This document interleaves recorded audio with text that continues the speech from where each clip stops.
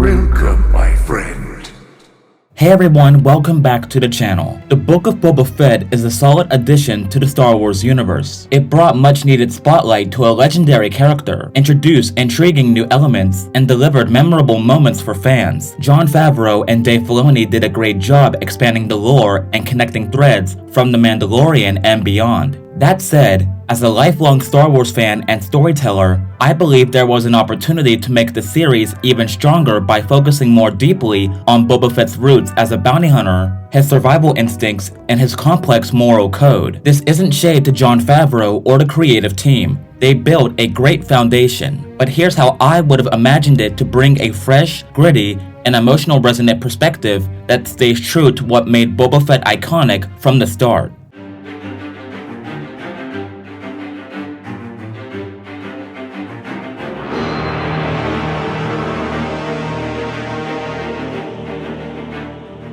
We open on darkness, heavy breathing, muffled sounds. Boba Fett claws his way out of the Sarlacc's belly. It's not immediate, it's gruesome. We see flashbacks of Kamino, of his father Jango, of Geonosis, and of the moment he lost everything. Using his wrist's flamethrower and sheer grit, he burns his way out, tearing a piece of his own armor in the process. Acid scorches his skin, sand clogs his lungs. He emerges a broken man, barely alive. Exhausted and nearly dead, he collapses on the desert sands of Tatooine. Jawa strip his armor, and he's left for dead until Tuskens find him. This isn't a montage. We spend time here. Boba doesn't just live with them, he becomes one of them. We see what makes the Tuskens unique, their language, traditions, and pain. He learns respect and survival. In return, he teaches them tactics, strategy, and modern combat. The season arc begins to hint that Boba feels a need to do more than survive. He wants to redefine his legacy.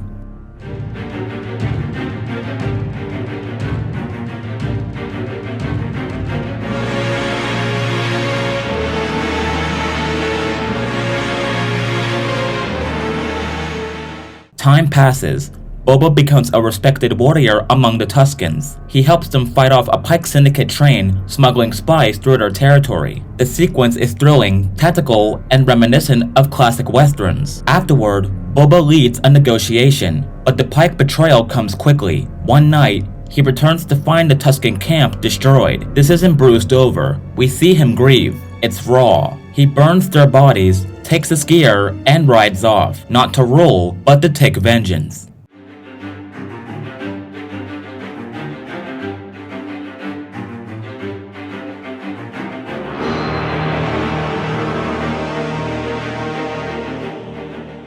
While tracking the Pike Syndicate's leadership, Boba finds Fennec Shand half dead after the events of The Mandalorian. Just like in the original timeline, he would take her to the mod shop to save her life. Fennec is indebted, but she's no sidekick. She's lethal, sarcastic, and strategic. After taking back the Slave One at Bib Fortuna's palace and reclaiming his armor from Cobb Vanth after some tense negotiations, together, Boba and Fennec begin tracking Pike leadership. Boba decides he can't do it alone. He sends encrypted messages to old associates, Dengar, Bossk, and Black Chrysanthemum.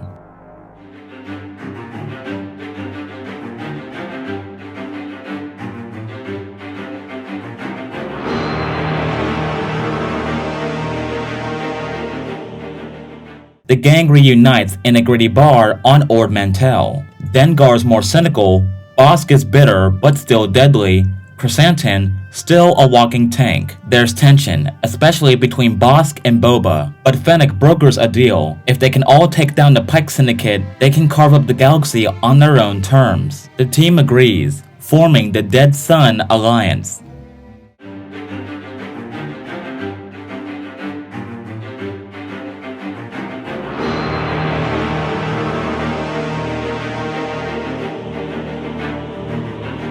This is a heist episode. The crew targets a Pike spice vault on Nar Shaddaa. We get character-driven moments. Fennec and Boba discuss second chances. Dengar questions what legacy means to Boba, and Bossk nearly betrays them mid-mission. The job goes sideways. Turns out the Pike Syndicate has backup, Crimson Dawn, led by Qi'ra herself. But Boba doesn't back down.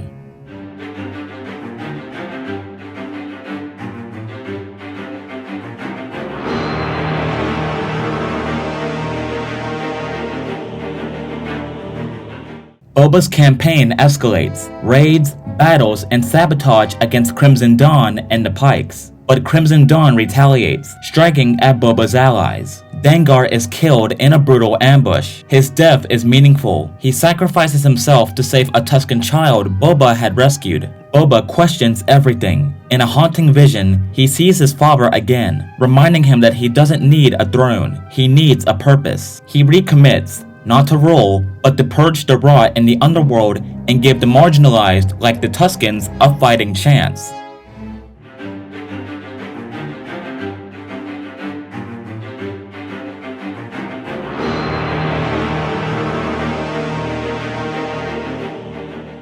The finale is an all-out war. Crimson Dawn and the Pikes descend on a remote planet village harboring Boba's allies. Boba and his crew defended, echoing Seven Samurai, explosive combat, and strategic use of terrain.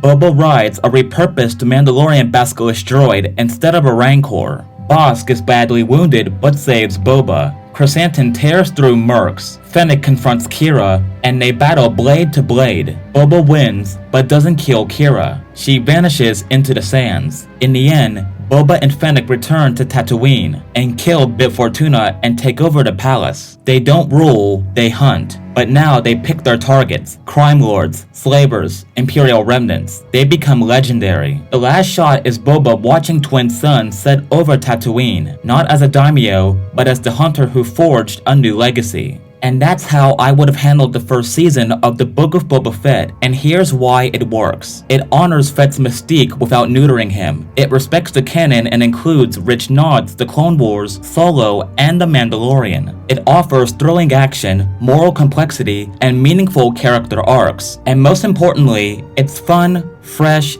and feels like Star Wars. This is the Book of Boba Fett, reimagined not as a slow crime drama, but as a high-octane, character-driven, space western redemption saga worthy of one of Star Wars' most iconic figures. As a lifelong Star Wars fan, I believe Boba Fett deserves a story that reflects his complexity, strength, and evolution. This reimagined series would not only satisfy those who followed him since the original trilogy, but also introduce new generations to why he matters. I'm hopeful that Lucasfilm sees the potential in a second season, one that expands on this path, deepens his character, and shows the galaxy what it truly means to wear that armor. Fett's story isn't over. But what do you think of this video? Let me know in the comments below. Please drop a like on this video and subscribe to the channel and turn on notifications so you won't miss the next video. Follow me on Instagram and check out my other channel, Pulley Productions, where I produce independent short films. Have a great day, and may the Force be with you.